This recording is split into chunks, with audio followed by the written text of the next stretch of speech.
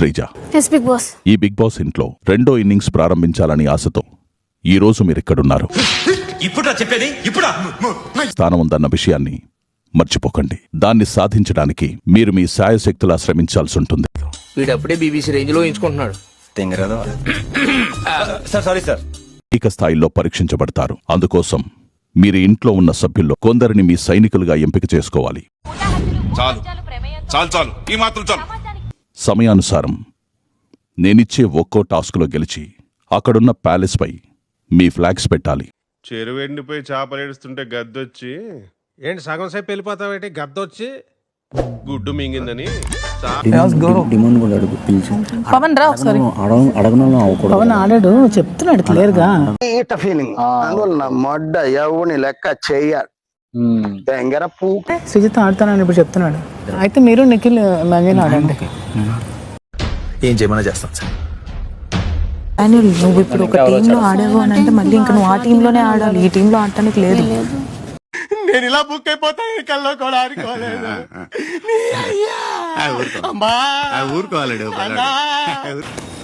నేను వాడవు నా వైపు మాటిచ్చావా?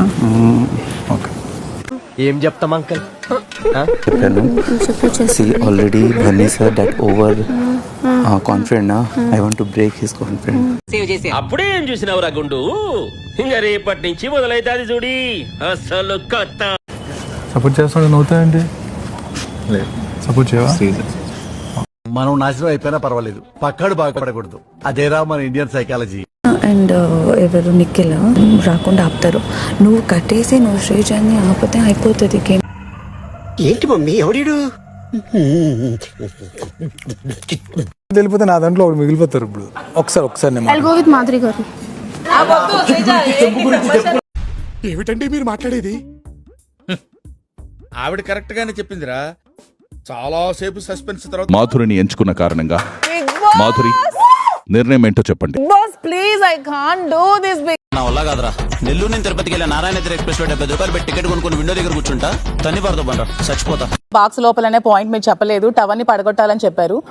బాక్స్ లో లేకపోయినా టవర్ అయితే శ్రీజాది ఉంది కాబట్టి శ్రీజాయి గెలిచినట్టు. బిగ్ ఇటు పైకి ఎదవలాగా అంటారు కానీ సెంటిమెంట్స్ ఎక్కువ.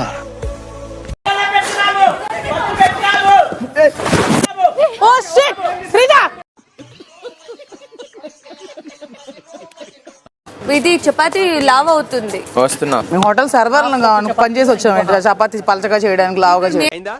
బాగైందా? ప్రతిదానికి ఓవర్ ఎక్స్ప్రెషన్. ఇప్పుడు అనండి. అంటే నోరు పడిపోయిందా?